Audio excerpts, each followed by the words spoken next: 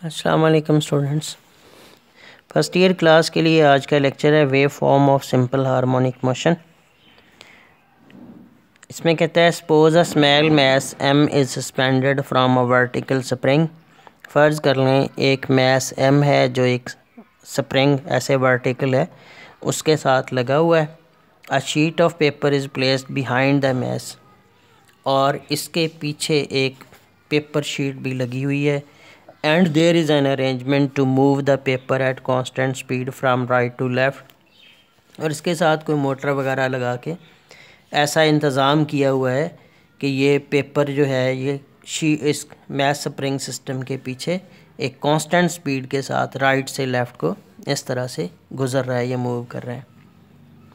A pen is attached with the vibrating mass which lightly touches the paper. एक pen भी इसके साथ attach है, सिक्का अटैच है जो हल्का सा पेपर के साथ टच करता है।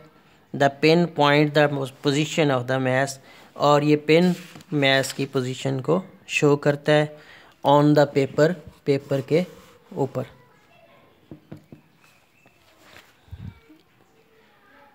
अच्छा, एट एनी इंस्टेंट, किसी भी लम्हे पर। The mass is raised at some height, mass को आप किसी ऊंचाई तक उठाते हैं। एंड देन रिलीज़, और फिर छोड़ देते हैं। It perform simple harmonic motion, तो ये मैस सिंपल हार्मोनिक मोशन करता है, ऐसे ऊपर नीचे अप डाउन हरकत करता है।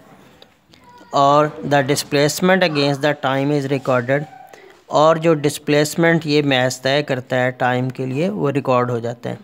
It is a curve as the sine wave, और ये एक कर्व बनती है जो साइन वेव की तरह से होती है।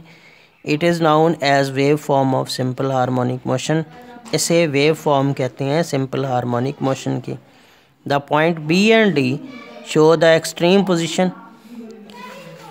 अब इसके अंदर आ जाएं, पीछे जो डायग्राम बनी थी इसमें अगर आप देखें तो ये एक आपको ग्राफ नज़र आ रहा है, ये वाला, ये साइन वेव कहलाता है।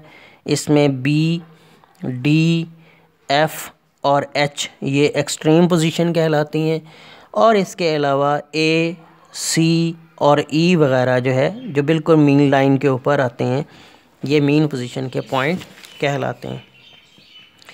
और इसमें जो लाइन ड्रॉ की हुई है ये बड़े बी से लेकर छोटे बी तक, और इसी तरह बड़े डी से लेकर छोटे डी तक, ये दोनों लाइनें क्या शो करती हैं, ये आपको एम्पलीट्यूड ऑफ मोशन देती हैं, ये एम्पलीट्यूड ऑफ वाइब्रेशन देती हैं।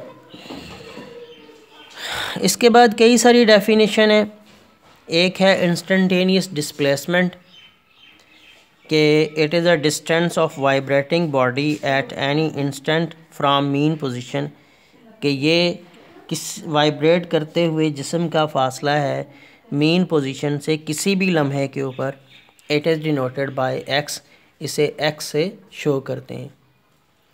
और इसके बाद एम्पलीट्यूड है the maximum displacement of a vibrating body on either side from its mean position, कि ये मैक्सिमम डिस्प्लेसमेंट जो है वो फासला है वाइब्रेट करते हुए जिस्म का मीन पोजीशन से जो सबसे ज़्यादा वो तय कर सकता है। इज़ कॉल्ड एम्पलीट्यूड, इसे एम्पलीट्यूड कहते हैं। It is denoted by x nought, और इसे एक्स नॉट से शो करते हैं। Then vibration, one complete round trip of a body about its mean position is called vibration.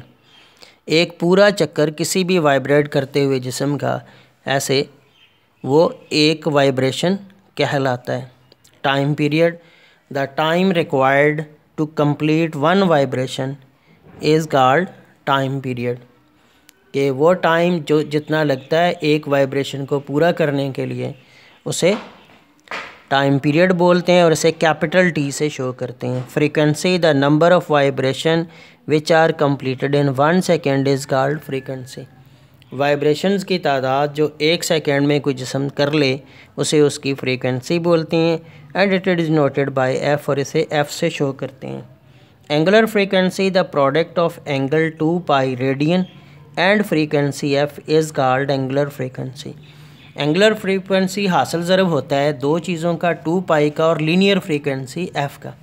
It is noted by omega, इसे omega से show करते हैं, और इसे लिखते हैं ओमेगा बराबर 2 पाई एफ़।